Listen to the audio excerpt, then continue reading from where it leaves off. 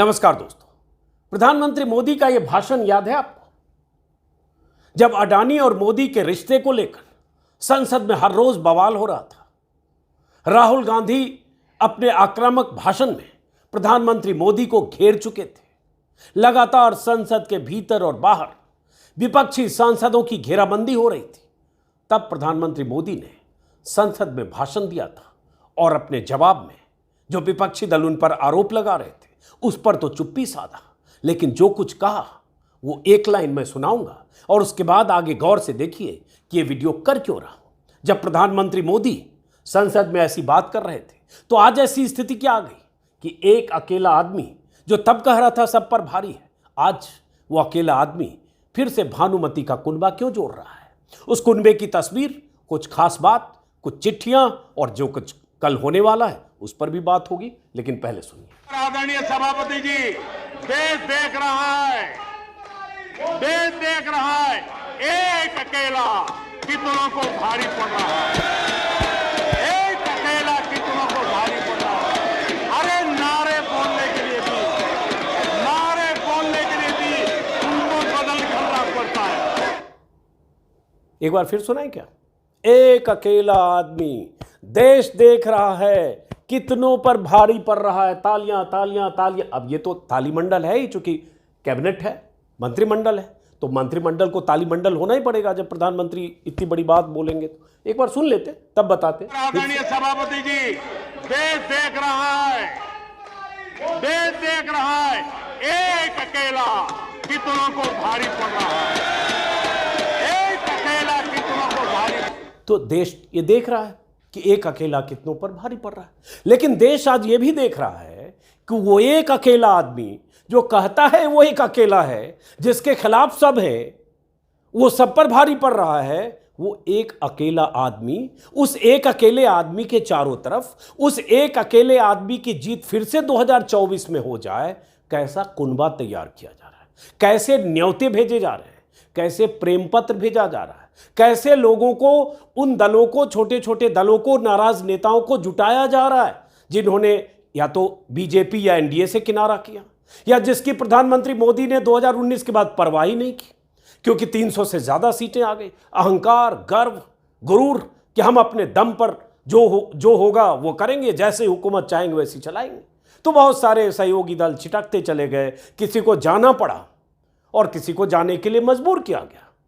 जब बहुत सारे दल अलग हो गए, प्रधानमंत्री मोदी ने जैसे चाहा वैसे 4 साल सरकार चला ली। अब जब 10-11 महीने चुनाव के बच गए, तब उन्हीं में से कुछ को न्योता दिया जा रहा है, प्रेम पत्र भेजा जा रहा है, बुलाया जा रहा है, तस्वीरें खिंचवाई जा रही है, मनाया जा रहा है, फोन किया जा रहा है, कभी अमित शाह की तरफ से, कभी जेपी नड्डा की तरफ से, और कुनबे को इतना बड़ा किया जा रहा है कि कहीं 2024 में विपक्षी दलों की मोर्चेबंदी हम पर भारी पड़े तो हम कैसे अपने घर को बचा पाएं। तो एक अकेला आदमी जो संसद में चौड़े होकर छाती सीना पीटते हुए 56 इंच का सीना दिखाने की कोशिश करते हुए कह रहा है एक अकेला आदमी। अब कुछ तस्वीरें, ये एक अकेला आदमी जो संसद में थे।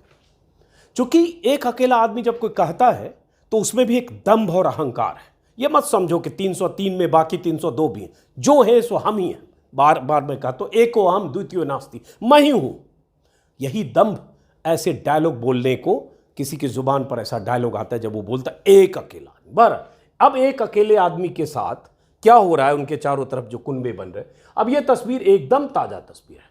यहां अमित शाह जी हैं और इनके साथ हैं चिराग पासवान। ये रामविलास पासवान के बेटे हैं। रामविलास पासवान का निधन हो चुका है। बीजेपी ने इनको लगभग बिहार विधानसभा चुनाव के बाद से इनके हाल पर छोड़ दिया और ये बेचारे अपना ऊब डूब कर रहे हैं बिहार में। इनके चाचा को बीजेपी ने गले लगाया। मोदी और शाह ने इनके चाचा पशुपति कुमार पारस को, जिन्होंने रामविलास पासवान की पार्टी पर कब्जा कर लिया, जिन्होंने चिराग पासवान को एक तरह से कह के कि ये पार्टी तुम्हारी है नहीं, ये पार्टी हमारी है, सांसदों को भी अपने पाले में किया। रामविलास पासवान के निधन के बाद उनको मोदी जी और शाह जी ने सरकार में शामिल कर लिया। तो इनके चाचा पशुपति कुमार पारस मोदी सरकार में मंत्री हैं। अब तक तो निश्चिंत थे कि चिराग क्या बिगाड़ लेगा।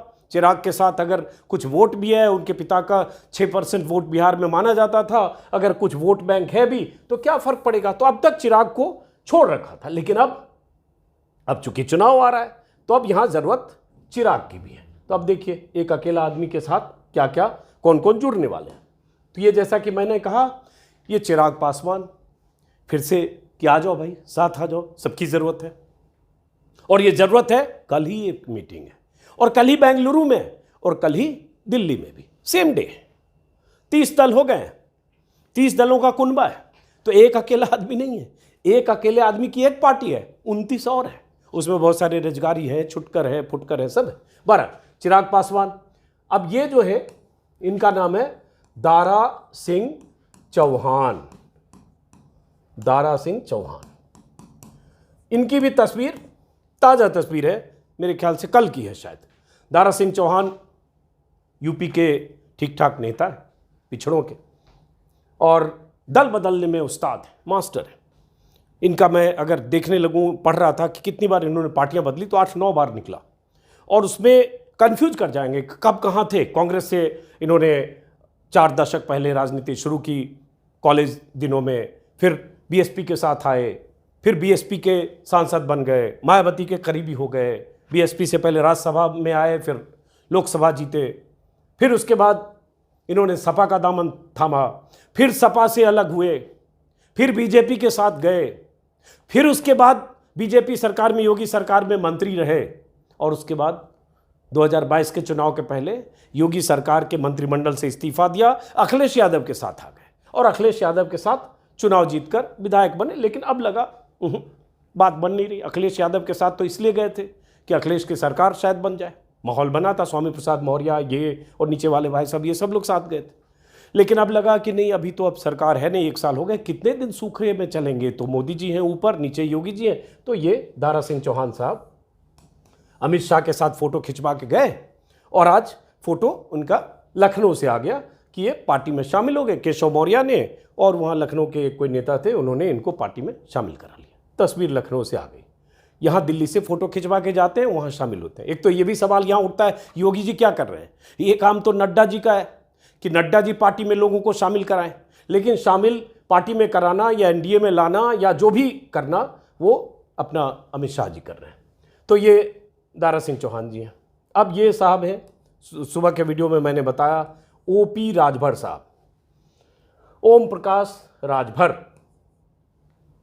अब इनका भी सुबह मैंने बताया विस्तार से कि ओपी राजभर साहब भी अखिलेश यादव के साथ थे, अखिलेश यादव के साथ लड़े। उसके पहले योगी सरकार में मंत्री भी थे 17 में, ये भी बीजेपी में आए। उसके पहले इन्होंने भी दल बदलने का अच्छा खासा रिकॉर्ड बनाया है। और उसके बाद अखिलेश यादव के साथ चुनाव लड़े, 6 सीट पर लड़े, खुद जीते, 5 और जीते, बेटा खुद हार गया, जो बेटा यहाँ आया वो भी चुनाव हार गया अमित शाह से जो मिला।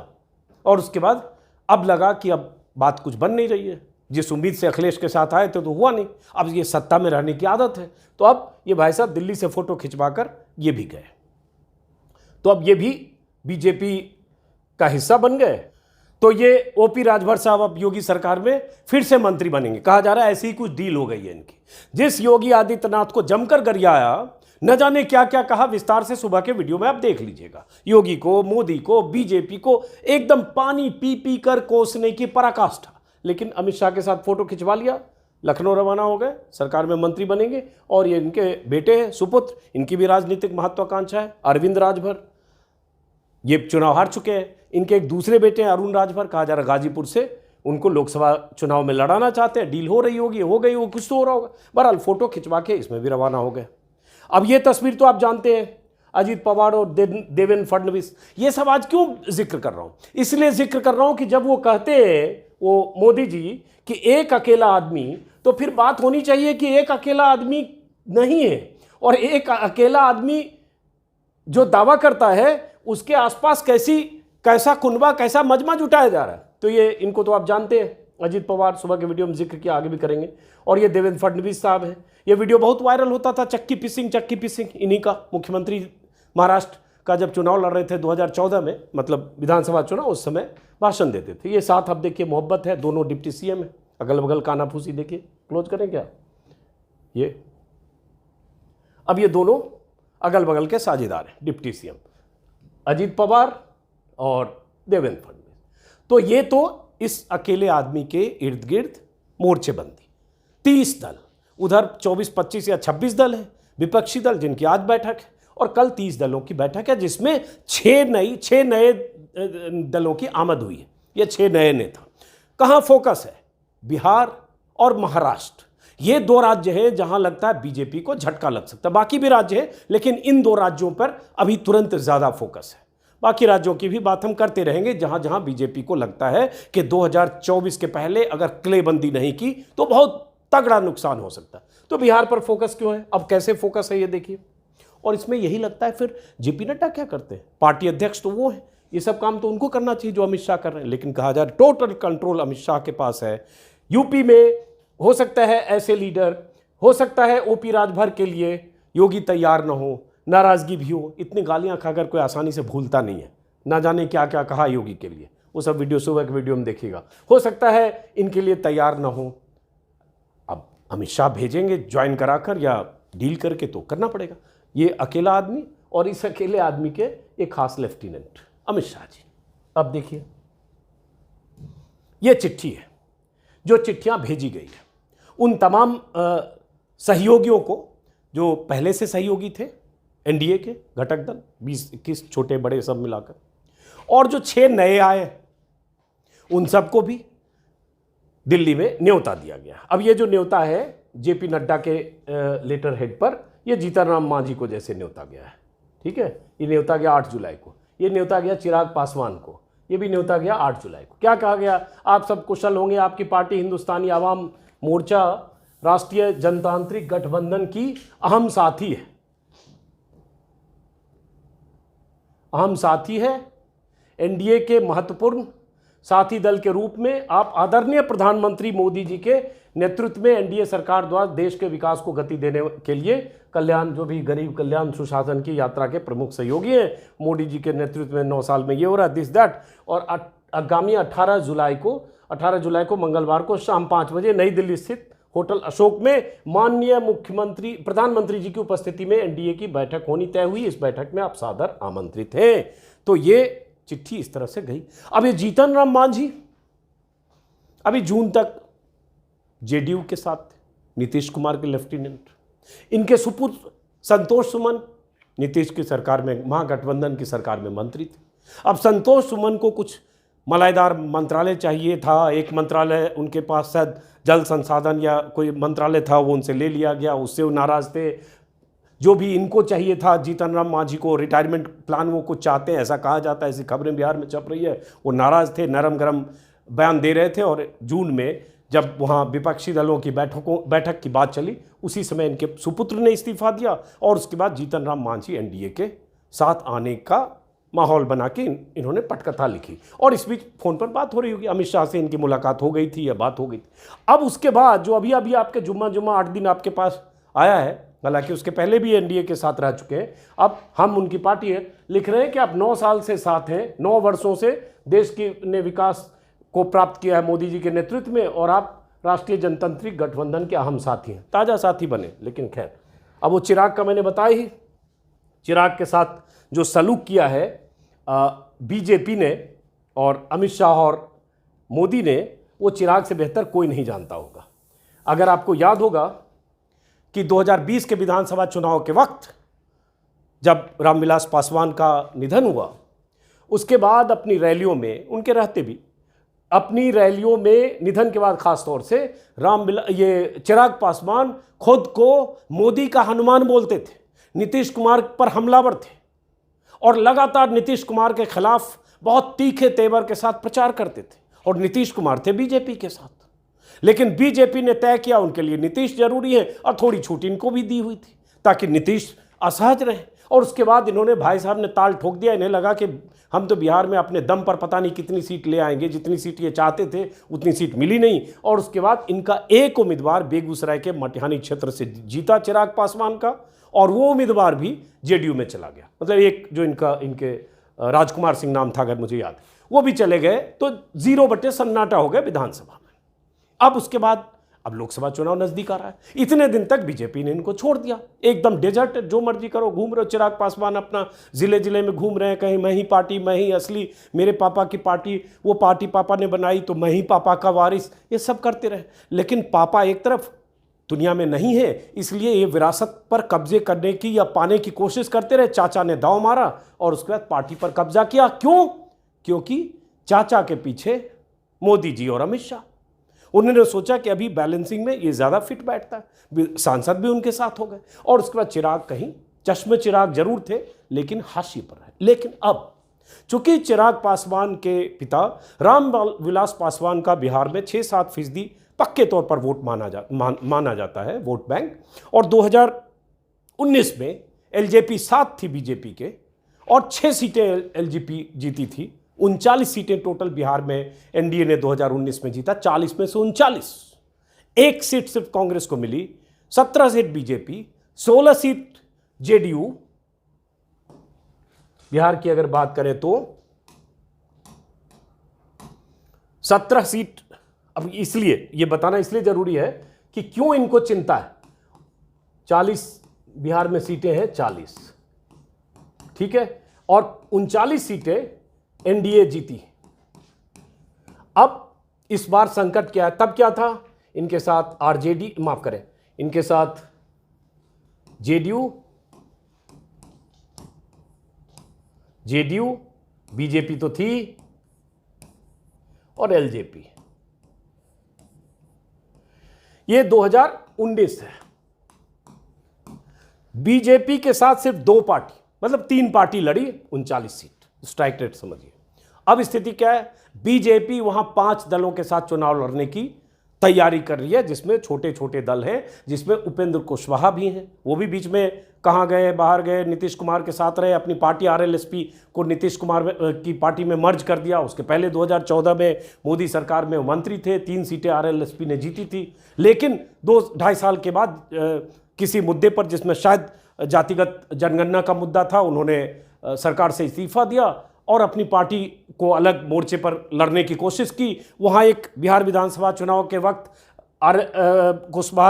उपेंद्र कुशवाहा ने आरएलएसपी, ओवैसी और एक और छोटे दल के साथ तीसरा मोर्चा भी बनाया, लेकिन सन्नाटा सफाया। ओवैसी भले 5 सीट जीत गए, 4 या 5 कोशी इलाके में, उपेंद्र कुशवाहा खत्म हो गए। उसके बाद फिर उपेंद्र कुशवाहा ने नीतीश से रिश्ते बनाए। इस बीच नीतीश बीजेपी को छोड़कर फिर महागठबंधन का हिस्सा हुए और कुशवाहा ने अपनी पार्टी को मर्ज कर दिया नीतीश कुमार ने। लेकिन बीते कुछ दिनों से फिर झगड़ा हुआ और उसके बाद अलग हुए, अब नई पार्टी बना ली।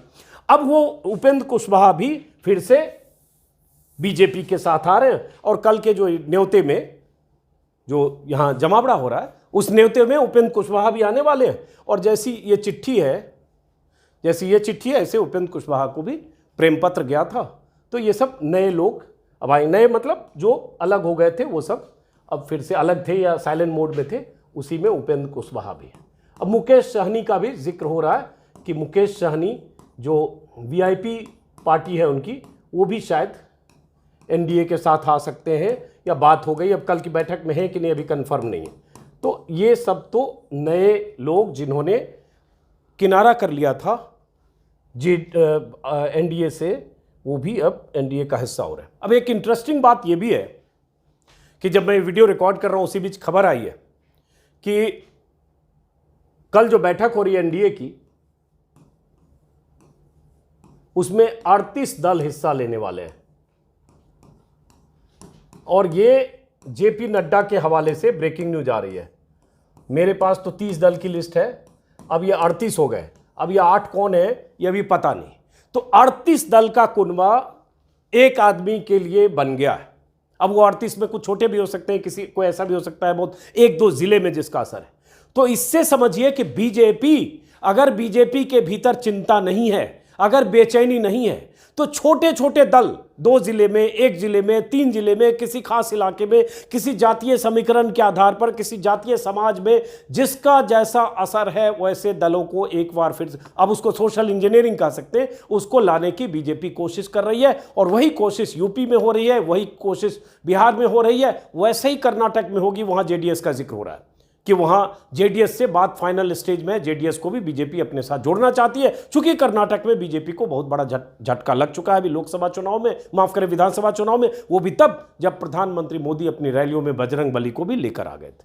तो अब बीजेपी प्रधानमंत्री मोदी के नेतृत्व में 2024 के चुनाव की तैयारी तो कर रही है, लेकिन जिस एनडीए के घटक दलों को, ज्यादातर दलों को प्रधानमंत्री मोदी ने कुछ समझा नहीं, हैसियत दिखाई, उन एनडीए के घटक दलों का मान सम्मान अब 9-10 महीने में बहुत ज्यादा होने वाला है और उसमें छोटे दल भी शामिल हो रहे हैं। कहीं खबर देख रहा हूं, मुझे याद नहीं था कि 4 साल में पहली बार, 4 साल मतलब 2019 के बाद पहली बार प्रधानमंत्री मोदी एनडीए के घटक दलों की बैठक कर रहे हैं। न सिर्फ घटक दलों की बैठक कर रहे हैं, बल्कि ताजा जो लोग शामिल हो रहे हैं, फटाफट कुनबा विस्तार हो रहा है और उन सबको न्योता जा रहा है कि आप भी आइए, आप भी आइए, आप भी आइए, ताकि वो दिखा सकें कि जिस दिन बेंगलुरु में बैठक हो रही है 26-27 दलों की, विपक्षी मोर्चाबंदी जिस दिन हो रही है, उसी दिन हमारी 38 दलों के साथ बैठक हो रही है। ये जेपी नड्डा की प्रेस कॉन्फ्रेंस, अभी मैं वीडियो रिकॉर्ड कर रहा हूं, लाइव किसी चैनल पर दिख रहा है सामने मेरे।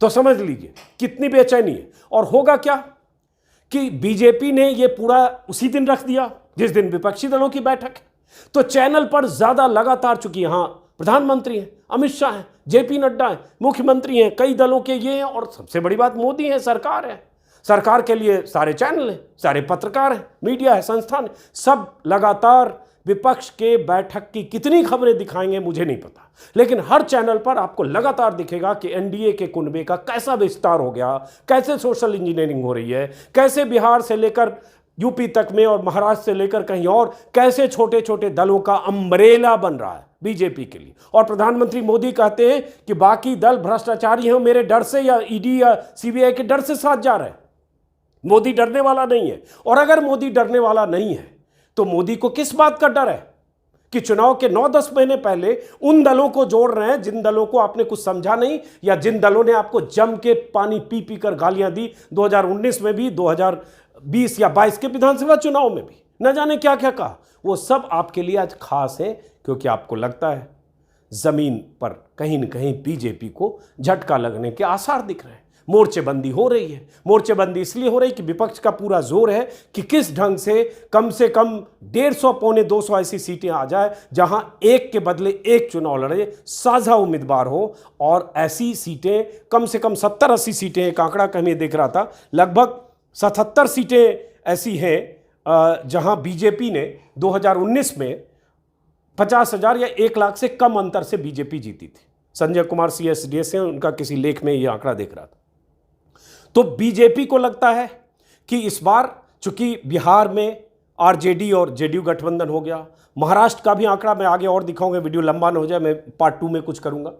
तो बीजेपी को लगता है कर्नाटक में नुकसान हो सकता है, महाराष्ट्र में नुकसान हो सकता है, बंगाल में नुकसान हो सकता है, बिहार में नुकसान हो सकता है, जहां स्ट्राइक रेट 95%, 99% था, राजस्थान या MP, वहां नुकसान हो सकता है। इन नुकसान की भरपाई कैसे करूं, इसलिए बीजेपी कुनबा जोड़ने के साथ साथ कुछ नए प्रयोग भी करने जा रही है, जिसके लिए अगले वीडियो में हम आपको बताएंगे, जिसमें पसमानदा मुसलमान भी शामिल हैं, उनको पटियाने की कोशिश। तो बात यही है कि फिलहाल कल क्या होगा, चैनलों पर क्या दिखेगा, वो आप देखते रहे।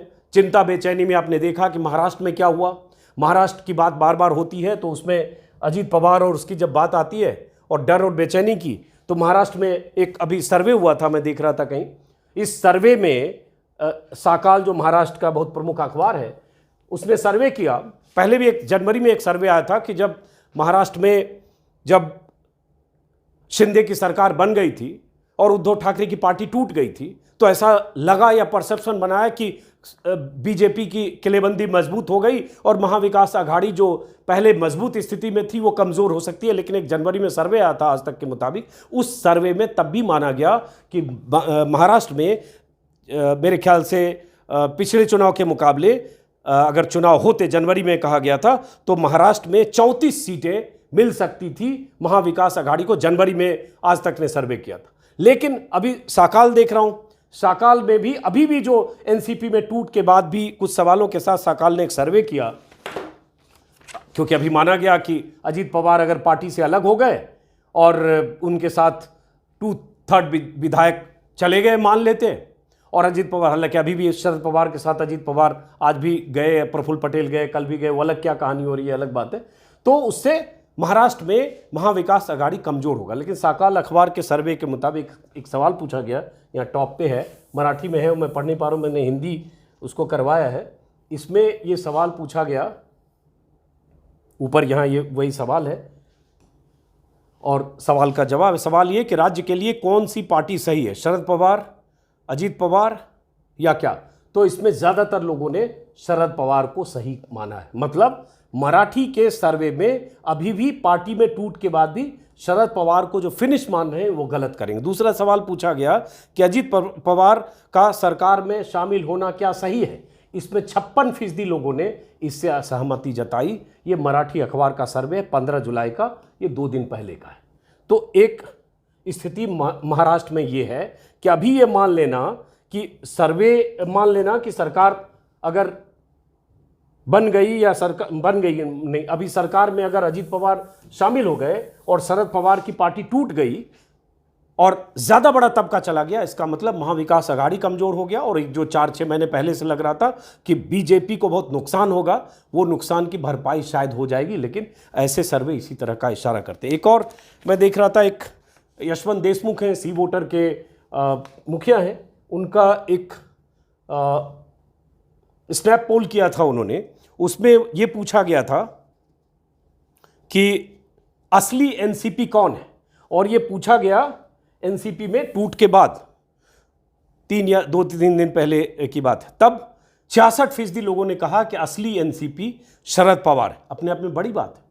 शरद पवार आइसोलेशन में माने गए, शरद पवार कमज़ोर हो गए, पार्टी के ज़्यादातर विधायक चले गए, तब भी वोटर या अगर ऐसे सर्वे में नतीजे आते हैं, उसी में ये भी कहा गया कि 25% लोगों ने कहा अजीत पवार असली एनसीपी हैं। लेकिन उसी सर्वे में, सी वोटर में, ये भी पूछा गया स्नैप पोल में कि वोटर से, एनसीपी के वोटर से, कि असली एनसीपी कौन है। तो 80% वोटर ने, एनसीपी के वोटर ने कहा कि शरद पवार ही असली एनसीपी हैं। 16% वोटर ने कहा अजीत पवार असली एनसीपी हैं। इसका मतलब लोग अभी भी असली एनसीपी शरद पवार को मानते हैं, जो एनसीपी के वोटर हैं।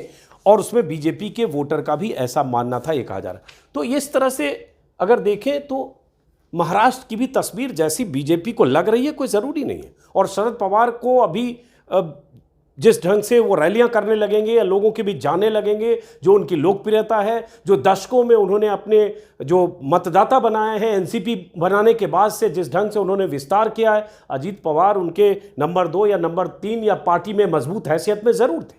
लेकिन जो करिश्मा है, जो चेहरा है, जो वोटर है, वो शरद पवार को नेता के तौर पर देखते हैं। ये बीजेपी की चिंता है कि अब साथ आए तो क्या होगा। एकनाथ शिंदे, अजीत पवार, बीजेपी, ये त्रिकोण तो बन गया, लेकिन क्या इससे महाराष्ट्र में उसी तरह के नतीजे को दोहराया जा सकता है जो नतीजे 2019 में आए? और 2019 में सिर्फ 6 सीटें मिली थी यूपीए को, महाराष्ट्र की अगर बात करें तो। अब लग रहा है कहीं वहाँ पासा पलटा, तो वहाँ से नुकसान, बिहार से नुकसान, बंगाल से। अब उन नुकसानों पर कभी विस्तार से बात करेंगे। फिलहाल तो एक अकेला आदमी के लिए जो अभी ताज़ा वो है, 38 दलों की बैठक कल है, एक अकेले आदमी के लिए। ठीक है,